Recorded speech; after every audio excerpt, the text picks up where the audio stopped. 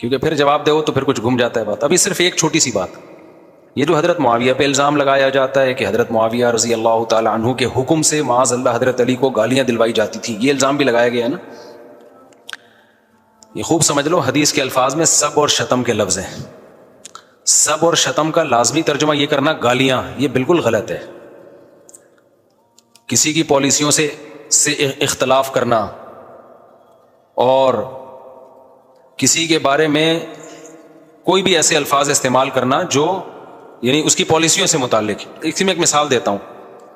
جناب انجینئر صاحب نے جب یہ سب کا لفظ ہے نا, سب کا لفظ, حضرت عباس اور حضرت علی رضی اللہ تعالیٰ عنہ کے درمیان اختلاف ہوا تھا کسی مسئلے پہ, تو اس میں یتصابانی ایک دوسرے کو سب کر رہے تھے.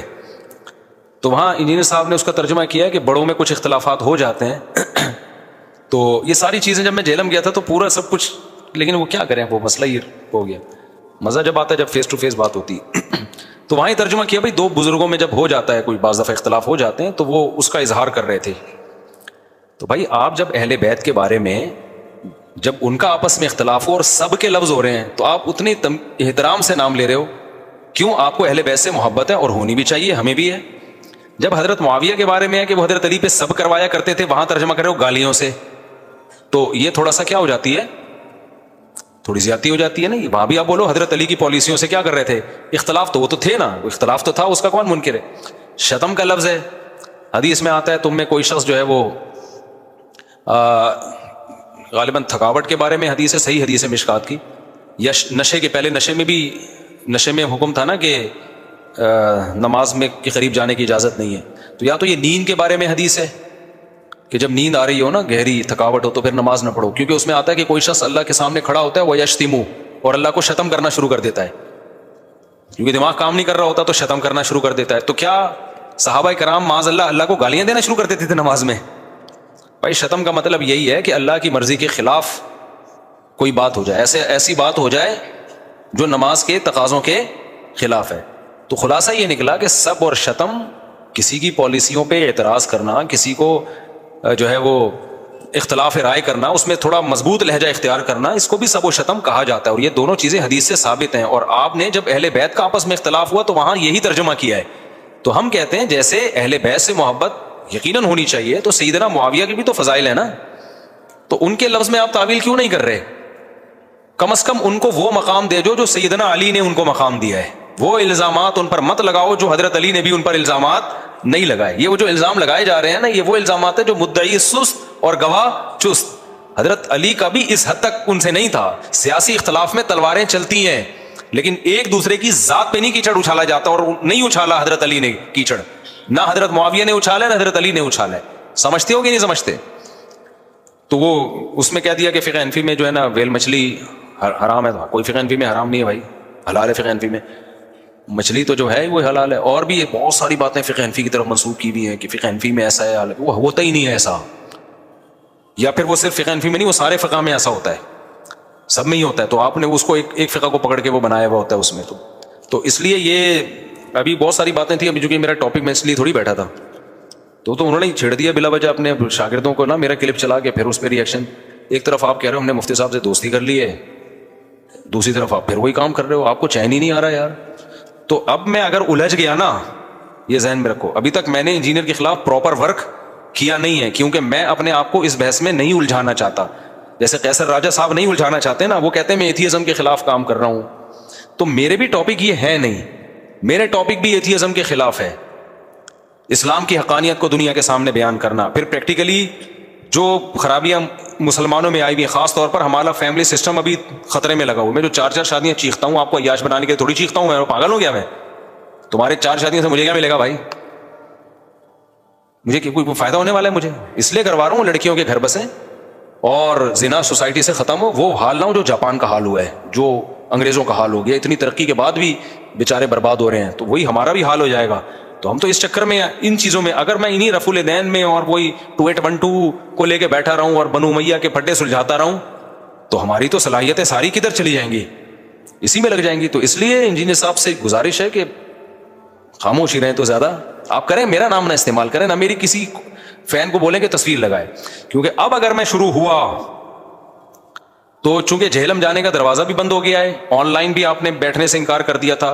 میں نے کہا تھا نا کچھ شرائط رکھ لیتے ہیں, تو آپ نے کہا بغیر شرطوں کے. تو جو بغیر شرطوں کے جو بات ہوتی ہے نا اس میں تو بیٹھنا ہی نہیں ہے, یہ تو مرغوں کی لڑائی تھوڑی دیکھنی ہے لوگوں نے. تو اب اگر میں شروع ہوا نا تو پھر میں پراپر گھر تک پہنچاؤں گا آپ کو, کیونکہ پھر میں اسی طرح کروں گا. ابھی تک میرا ایک بھی میرا خیال ہے کہ ایسا کلپ نہیں ہے جس میں انجینئر صاحب کا میں نے بیان چلا کے ریئیکٹ کیا اس پہ. اصل تو طریقہ یہی ہوتا ہے کہ آپ اگلے کا بیان چلائیں کہ یہ انہوں نے یہ کہا ہے اور یہ کیا کہا ہے, یہ دیکھو غلط ہے, تو انجینئر صاحب آپ رجوع کر لو. آپ نے کہا رفع الیدین کی, یہ ترک رفع الیدین کی حدیث ضعیف ہے, کسی نے بھی صحیح نہیں کہا, یہ دیکھو صحیح کہا ہوا ہے. تو اب وہاں پھر بھاگنے کا راستہ نہیں ہوتا. پھر آپ کے فینس آپ کو بولیں گے یہ تو کہہ دیا نا, یہ تو یہ کیا, آپ رجوع کرو. پھر اتنے رجوع کرنے پڑیں گے نا, اسٹاپ نہیں ہوگا. رجوعوں کی ایک طویل فہرست ہے. آپ نے کہا کہ یہ جو قبر کی مٹی والا عقیدہ ہے کہ قبر کی مٹی جو ہے نا عرش سے افضل ہے, یہ علماء دیوبند کا گڑھا ہوا عقیدہ ہے. گڑھا ہوا کسے کہتے ہیں؟ جو ایجاد کردہ ہو. نہیں بھائی, یہ تو صدیوں پرانا عقیدہ ہے. صحیح ہے نا, یہ تو فلاں کا بھی ہے, یہ تو ابھی میں بتاؤں گا نا, ابھی تھوڑی میں بحث چھیڑوں گا. یہ تو محدثین کا ہے, یہ تو فلاں کا ہے, یہ تو فلاں کا ہے, یہ تو فلاں کا ہے. آپ نے کہا یہ قرآن و حدیث کے خلاف ہے, اور اس میں آپ نے جو قرآن کی آیت پڑھی اس سے تو اس کی کہیں مخالفت ثابت ہو نہیں رہی. یہ دیکھو یہ ترجمہ ہے آیت کا, اس کا ترجمہ ہی آپ غلط کر رہے ہو, تو آپ اس سے رجوع کر لیں کہ میں نے غلط ترجمہ کیا. بالکل صاف پتہ چل رہا ہے یہ اس کا مطلب ہی نہیں بنتا. تو اتنی چیزیں ہوں گی کہ آپ نہیں ٹک پاؤ گے بھائی. وہ کہتے ہیں نا تم سے نہیں ہو پائے گا. ٹھیک ہے نا, بہت مسئلہ ہے. آپ نے کہا تھا, میں نے کہا تھا حضرت حسن نے کثرت سے شادیاں کی ہیں. آپ نے کہا یہ امام حسن کی توہین ہے, کسی حدیث میں نہیں ہے, یہ کسی حدیث کی کتاب میں نہیں ہے. تو میں فوراً دکھا دوں گا, دیکھو آپ کا پہلے کلپ چلاؤں گا میں. آپ کہہ رہے ہو کسی حدیث کی کتاب میں نہیں ہے, میں دکھاؤں گا یہ رہی حدیث اور یہ کتاب. پھر آپ کہو گے ضعیف ہے, مجھے پتا ہے. تو بھائی آپ نے دعویٰ یہ نہیں کیا تھا کہ ضعیف ہے یہ صحیح ہے, آپ نے کہا تھا کہ کسی کتاب میں یہ ہے ہی نہیں, یہ کتاب. پھر آپ کہو گے یہ حدیث کی کتاب نہیں ہے, یہ آپ کا کلپ ہے جس میں آپ کہہ رہے ہیں یہ حدیث کی کتاب ہے. پھر آپ کہہ رہے ہو یہ ضعیف ہے, یہ ضعیف نہیں ہے. بھائی جس بیس پہ آپ ضعیف کہہ رہے ہو وہ بیس کیا ہے؟ غلط ہے, یہ تو صحیح ہے. تو آپ اور ہیں ابھی, تو اگر آتے گئے نا تبھی بتا, بہت ہیں. آپ نے کہا یہ عدالتی خلا, عورت کو بھی حق طلاق کا. آپ نے جو حدیث پڑھی بھائی وہ یہ ترجمہ نہیں ہے. سمجھتے ہو کہ نہیں سمجھتے؟ وہ یہ نہیں ہے. آپ نے کہا اسلام میں ساس کا کوئی رشتہ ہی نہیں ہے, اس پہ کوئی قرآن و سنت کی دلیل نہیں ہے. یہ قرآن کی آیت ہے بھائی, اس سے سسرال کا رشتہ کیا ہو رہا ہے؟ ثابت ہو رہا ہے.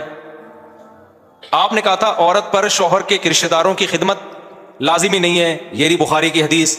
اس سے پتہ چلتا ہے بعض صحابہ نے شادی کی ہی اپنے بچے پلوانے کے لیے, سوتیلے بچی, بلکہ اپنی بہنوں کو پلوانے کے لیے. جابر بن عبداللہ نے, میں بتا نہیں رہا نا, ابھی تو پروگرام شروع ہو جائے گا نا پھر, کیونکہ فوراً ریئیکشن میں لیں گے یہ حدیث کا یہ مطلب ہے, تو وہ تو جب ہوگا نا.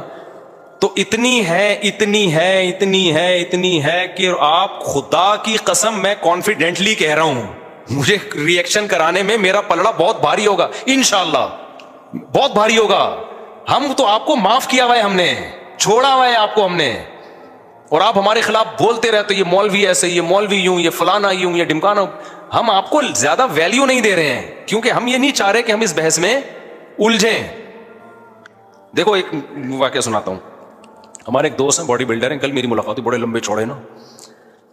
تو وہ کیا ہوا کہ اب وہ جو ہے نا فلیٹ میں اوپر سے, سوری وہ نیچے کھڑے ہوئے اوپر دیکھ رہے تھے اپنے کسی دوست کو. اوپر فلیٹ میں نا, اوپر ایک باریک سا بندہ کھڑا ہوا تھا, وہ سمجھ رہا میری بیوی کو جھانک رہا ہے یہ. حالانکہ بیچارہ شریف آدمی ہے, وہ حرکتیں کرتا نہیں ہے. تو وہ ہمارے جو دوست ہیں نا بلڈر ہیں, وہ نیچے کھڑے ہوئے اوپر جھانک رہے ہیں نا یہ فلیٹ میں. وہ اوپر ایک دبلا سا بندہ تھا, اس کو لگا کہ میری بیوی کو دیکھ رہا ہے. غلط فہمی تھی, اس کو پہلے تحقیق کرنی چاہیے تھی, آ گیا لڑنے کے لیے نا. اچھا اوپر سے اس کو نظر نہیں آیا کہ یہ بڑی چیز ہے نا یہ. تو خیر کہتے ہیں وہ میرے گھر پہنچ گیا, نیچے نہیں آیا اس وقت, پہنچ گیا ہوگا گھر. وہ کہہ رہے ہیں جب دروازہ بجایا نا, میں گھر سے باہر نکلا, اب تڑی نہیں دے تو مصیبت, کہ آیا کس کام کے لیے. تو کہہ رہے ہیں وہ نا عجیب سا اس کی حالت نا یوں کانپنا سا شروع کر دیا اس نے. کہہ رہے مجھے ہنسی آ گئی, میں نے کہا جا یار پکچر سے کیا لڑ, سمجھ رہے ہو کہ نہیں سمجھ رہے.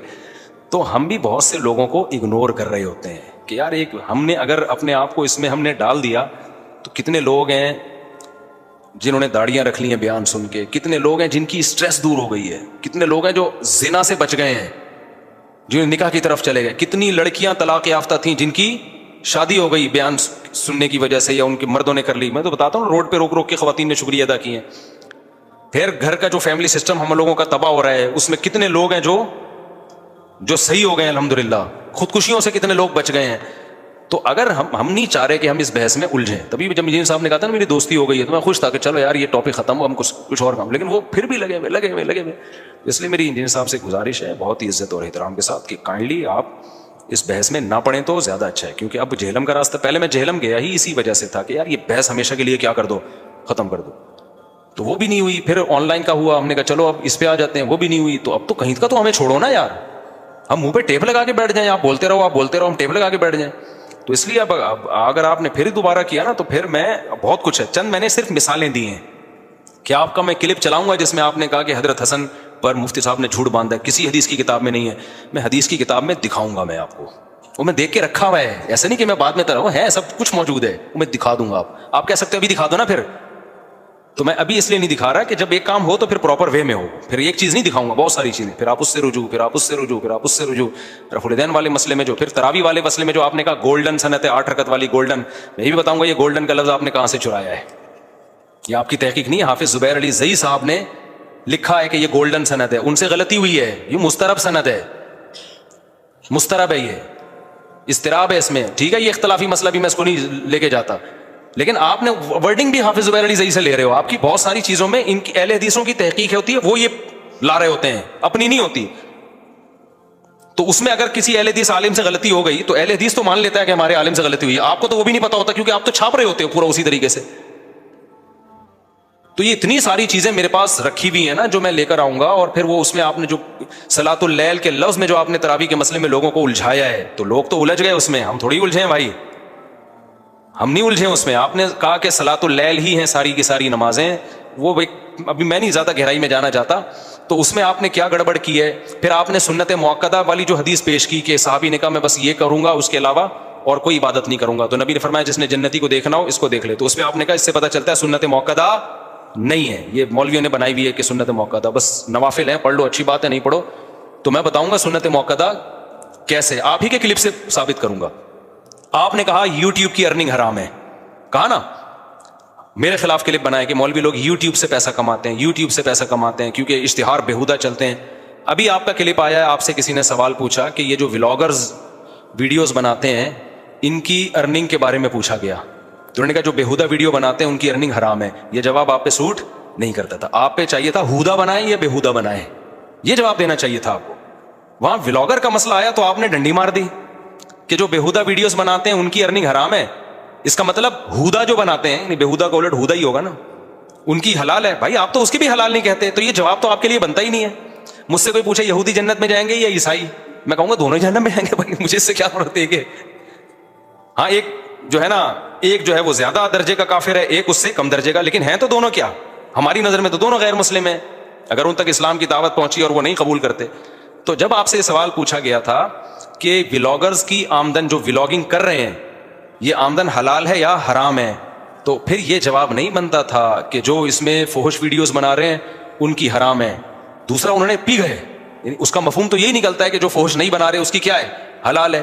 تو کہنا یہ چاہیے تھا بھائی فحش بناؤ یا غیر فحش بناؤ, دونوں کی کیا ہے, حرام ہے. لیکن وہاں چونکہ مولوی نہیں ہے, اس کو آپ کسی نہ کسی درجے میں فیور دے رہے ہو, اور جہاں مولانا کی بات آئے گی وہاں آپ یہ فرق نہیں کرتے. جب ایڈورٹائز, اچھا اپنے بارے میں کہا کہ میں نے ویڈیو جو ایڈ ہیں وہ روکے ہوئے ہیں, ویڈیو مونیٹائزیشن روکی ہوئی ہے. آپ نے جس بیس پہ یوٹیوب کی ارننگ کو حرام کہا ہے نا, اس میں ویڈیو ہو یا پکچر بھی آ رہی ہو نا ایک عورت کی, تو وہ کون سا جائز ہے. کوئی شیمپو کا اشتہار بھی جو ویڈیو نہ ہو, کسی خاتون کی تصویر بھی آ گئی تو وہ بھی تو حرام ہو گیا نا. کیا خیال ہے بھائی, تو وہ کون سا جائز ہو گیا. آپ یہ کہو کہ وہ کم حرام ہے یہ بڑا حرام ہے, تو حرام تو دونوں ہو گئے. وہاں آپ نے پی گئے اس کو, تو بہت ساری چیزیں ہیں. اس لیے میں نہیں چاہ رہا کہ انجینئر صاحب سے میں الجھوں, اگر میں الجھ گیا تو پھر ان تمام باتوں کے آپ کو اسٹیپ بائی اسٹیپ, سیاسی مسائل میں بھی, آگے سیاست میں بھی بہت کچھ, میں تو سیاسی چیزوں میں بولتا نہیں ہوں. ابھی کتنے الیکشن چل رہے ہیں, اکھاڑ پچھاڑ, میں نے تو چھوڑ دیا بولنا, کیونکہ بھائی ہمارا موضوع یہ ہے نہیں. کبھی کوئی بہت مسئلہ ہو گیا تو 2-4 لفظ بول دیتا ہوں, ورنہ نہیں. لیکن بعض لوگ ہر چیز میں گھس رہے ہیں, ہر چیز میں گھس رہے ہیں. تو ایسے اس میں خواتین مردوں کی نماز والا مسئلہ تھا, میں نے کہا کوئی حدیث لے کر آؤ جس میں ہو کہ عورتیں آہستہ لبیک کہیں گی. اس کا بھی کیا کر دیا, حدیث پیش نہیں کی ہے. آپ نے صحابی کا اثر پیش کیا ہے, حالانکہ حدیث سے کیا مراد ہوتی ہے, جب الارتقاء بول ہم تو صحابی کے اثر کو بھی حدیث ہی مانتے ہیں, تو اگر اسلاف کے اثر کو حدیث ماننا ہے تو ہمارے پاس بھی موجود ہے. اور پھر آپ نے جو حدیث پیش کی وہ بھی ضعیف ہے. تو میں کلپ چلا سکتا ہوں. آپ نے جب آپ کا مسئلہ آتا ہے کہ عورتیں آہستہ لبیک کہیں گی, صفا مروہ پہ دوڑیں گی نہیں بلکہ چلیں گی, وہاں کوئی بھی حدیث نہیں ہے, آپ اجماع امت کو حجت مان رہے ہو. لیکن جب خواتین مردوں کی نماز میں فرق والا مسئلہ آتا ہے تو وہاں بھی اجماع امت ہے, وہاں آپ حدیث کا مطالبہ کر رہے ہو. یہ ناانصافی ہے کہ نہیں ہے؟ ابھی انجینئر صاحب جواب نہ دیں آپ, کیونکہ آپ ہو سکتا ہے جواب دے دیں کہ حضرت عائشہ نے فرمایا کہ جی ہم چلتے ہیں تو تم بھی چلو. حضرت عائشہ نے جو فرمایا وہ سند ٹھیک نہیں ہے. سمجھتے ہو کہ نہیں سمجھتے ہو؟ اور وہ بھی حدیث مرفوع تھوڑی ہے. وہ فرمایا ہی کو اگر دیکھنا ہے پھر تو فرمانے والے بہت سارے دنیا میں گزرے ہیں, نبی سے تو دکھاؤ نا. تو ایسے بہت سارے مسائل ہیں بھائی. بہت کوے والا جو کلپ پہ انہوں نے جو ریئیکٹ کیا تھا اس میں بھی گڑبڑ کی ہے. کوے والے کلپ پہ میں اس کوے کو جائز نہیں سمجھتا, علی طلاق اس کوے کو, اس میں ڈیٹیل ہے. پھر میں نے وہ ریئیکشن ریکارڈ کروایا, وہ جو جب میں نے جواب ریکارڈ وہ چلا نہیں تو میں نے کہا نہیں چلے نہ جائے. لیکن اب ہوگا تو اب میں ایسے نہیں, میں وہ طریقہ اختیار کروں گا جس میں آپ کا اور پھر اپنا چلاؤں گا. تو میں ابھی تک میں نے کیا یہ کام, ویسے جواب دیے, لیکن ایسا نہیں کیا کہ انجینئر صاحب کا کلپ چلایا پھر اس کا جواب, کلپ چلایا پھر اس کا جواب. تو یہ خاندانی اصل طریقہ ہوتا ہے. تو یہ ہم نہیں کر رہے اس لیے کہ ہم اپنے آپ کو اس بحث میں الجھانا نہیں چاہتے ہیں. تو اس لیے آپ نے جو دوستی کا ہاتھ بڑھایا تھا نا, تو اس کو ویسے ہی رہنے دیں تو زیادہ بہتر ہے. کائنڈلی آپ کریں جو کچھ کر رہے ہیں, جو آپ کے ماننے والے لوگ ہیں مانتے رہیں گے. میرا نام آپ کائنڈلی استعمال نہ کریں. اگر میں نے کیا ہے, ہو سکتا ہے وہ کہیں کہ انہوں نے کیا ہے, تو وہ پہلے آپ نے کیا ہے پھر میں نے کیا ہے. چلو میرے بھائی, مفتی صاحب خون کا عطیہ کرنا کی صدقے کی حیثیت رکھتا ہے. بالکل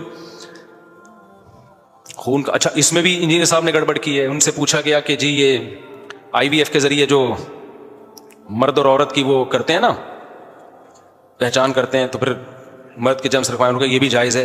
حالانکہ یہ تو دنیا میں اللیگل ہے. کتنا بڑا آپ نے, یعنی انسان کو اختیار دے دیا جائے کہ وہ لڑکا پیدا کرے یا لڑکی. اس سے تو یہ گروتھ ریشو کی واٹ لگے گی کہ نہیں لگے گی؟ کیا خیال ہے بھائی؟ تو جو مفتیوں کا کام ہے بھائی, آپ اس میں ٹانگ مت اڑاؤ. یہ مفتیان کرام کا ٹاپک ہے, یہ آپ کا ٹاپک نہیں ہے.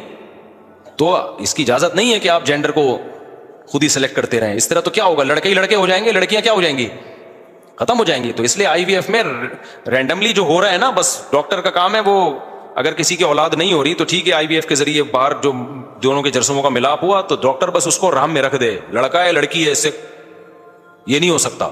کسی کے 6 لڑکیاں بھی ہو گئی نا تو بھی اللہ کی قدرت ہے, 6ٹھی لڑکی ہوگی یا لڑکا, کیونکہ 6 لڑکے بھی تو ہو جاتے ہیں نا.